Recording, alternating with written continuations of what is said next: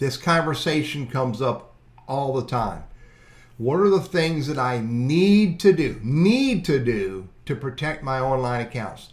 And online accounts, I'm talking about your bank, your credit union, your investment portfolios, your insurance, your medical, your doctors, any place that you go to a computer, you use a mobile device to log into with an email address or an ID, a password, you have to do these 10 tips. These are absolutely vital to protect you and to protect your loved ones. So look at what I'm going to share with you and then start using these ideas today if you're not already doing so.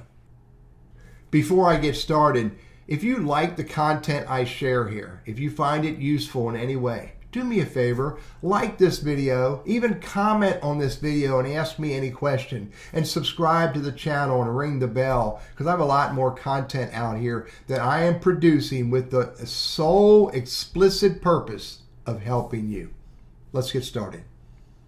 Number 1, a unique password. I know you're going to hate me for this, but you have to have a unique password. Heard a story this morning about a guy named Dan who had his Facebook account hijacked. And then they got into his bank, and then they got into his investments, and they ruined his life because he used the same email address and the same password for all of them. You have to use unique passwords. And furthermore, they need to be 12 characters, uppercase, lowercase, numbers, and special characters. The dollar sign, the @ symbol, the pound symbol, etc., etc. It has to be a combination of those in order for your password to be as secure as it can be. This is vital. Number 2, use a password management system. Or application. Now, I'm a huge fan of LastPass or Bitwarden. I use LastPass for all of my stuff today.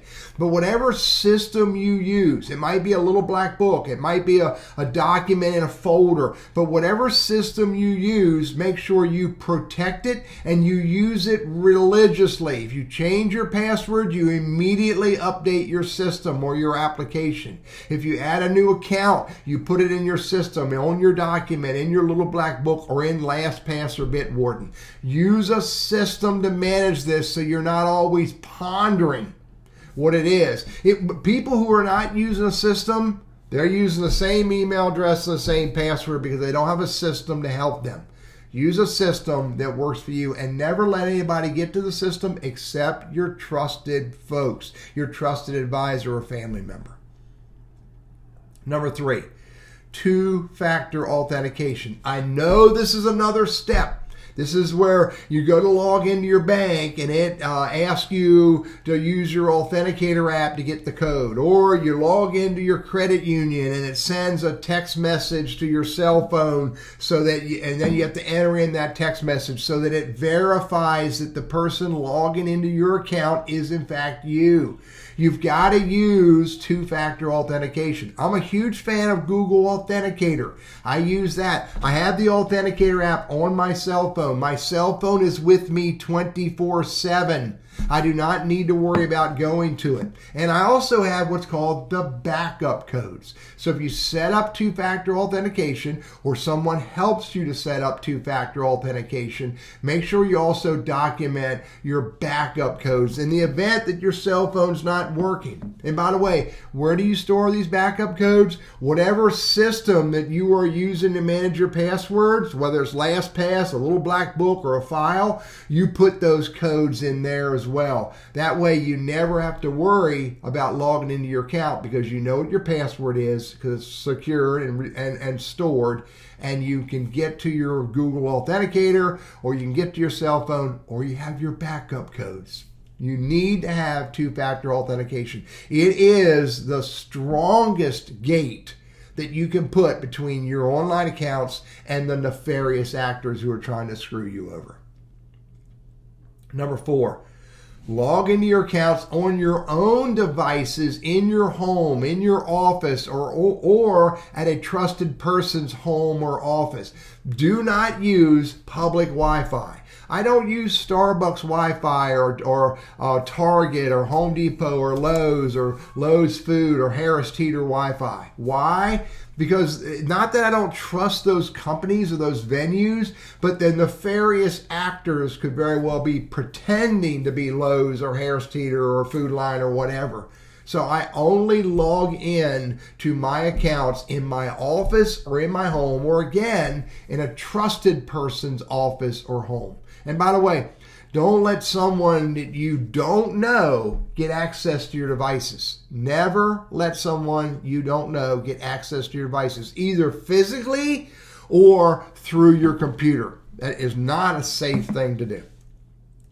Number 5, you need to pay serious attention to these online accounts. You need to monitor them regularly. I look at my bank. I get a text message every day from my bank letting me know the transactions. I pay attention to my online accounts. I pay attention to my investment portfolios, my insurance, my Medicare, my doctors, my medical provider. I pay attention to the messaging that they send me via email so that I know what's going on. I pay attention to the messaging I get from these folks, alerting me to the potential or the possibility of attempts to access my accounts. If you're not paying attention, that's called getting lackadaisical. And when we get lackadaisical, that only benefits the nefarious actor. They are hoping that you are not paying attention. So do better than what they think and pay attention, serious attention. Number 6, if you fear your account could have been or may be hacked, call the service, call your bank, the credit union, your financial institution, call your insurance company, Medicare, etc., using a trusted phone number. Though this is absolutely vital. Do not use a phone number that has been provided to you from an unexpected email message or text message. Let me repeat, never use a phone number or a website URL from an unexpected email or an unexpected text message. Instead, you should not make sure you document all of the phone numbers, all the email addresses of these online accounts. I recommend you put them in your password management system, whether that's your little black book or your folder or LastPass or Bitwarden. Put those numbers there so you never have to worry about finding them. You know where they are. And B, you can get to them easily and quickly. So always, if you fear there's a problem, call the number that you know is the right number. Number 7, expect, and I hate saying this, but it's the safest way to protect ourselves. Expect that all unwanted or unexpected messages via email, via phone, via text messaging, whatever, expect that they are attempts to hack your account. Do not trust them. If you are not sure, again, get that phone number that you have, that you've already put aside, that you know is for the bank, the credit union, the insurance company, the financial advisor, and call them and let them know that you have gotten a message that you've been hacked or whatever, and ask them for help. This is vital. I hate saying it this way, but it's the best way to protect us. If you get a message and you didn't expect it, it's likely to be a hack. Number 8, you do not need to change your password on these accounts periodically. You only need to change them if you fear you've been hacked. This is important. The philosophy used to be every 6 months change your passwords. Well, that's not necessarily important anymore, especially if you're using a 12-character password, especially if you have two-factor authentication on, especially if you're monitoring your accounts. So only change the password, A, if the financial institution or the credit union or the insurance company says to you, you need to change it. And then if you do need to change it, make sure you go to the website URL that you have documented for them. Don't rely on an unexpected email message to give you the right phone number or give you the right web address. Go to the website, log in like you normally would, and then follow their steps to change your password. Again, don't do it just to do it. Do it because there's an issue that needs to be addressed. Number 9. Don't lose access to your cell phone number or your primary email account. My cell phone number on this cell phone I've had since 1996. My email address, my primary email address at burrisconsulting.com, I've had that since about 2011. I'm not going to let the phone number go away. I'm not going to lose my email address. I'm going to manage them and protect them and keep them until my last days, and maybe even beyond, for my estate, to be able to manage my estate. So you can lose your cell phone. Just go back to whoever you got it from. Say you lost it and you want to transfer that number to a new cell phone. And as far as a primary email address that you want to protect, that you use to protect your online accounts, I recommend you do not use an internet service provider phone number. Like, I don't recommend you use timewarner.com or use spectrum.com. Use an email address that you can take with you wherever you go, and you can access it from anywhere in the world. I'm a big fan of my Google email address or my Gmail email address. And furthermore, I repeat, I protect that email address just as strongly as I protect any other online account. And I protect my cell phone number as well, so that I can always get access to it and not worry about losing it if I've lost the device. Number 10. If you fear there's a problem, if you have the slightest thought that there's a problem, consult a trusted advisor. Never, ever take guidance from a stranger, someone who shows up in email, shows up in text messages, shows up on a phone call. That's a stranger. If you fear there's any kind of a problem, consult a trusted advisor. If someone calls you on the phone and they tell you, "Hi, I'm Truist Bank, and you have a problem with your account, I want to help you fix it," you need to very politely, because that's the right thing to do, say thank you and goodbye.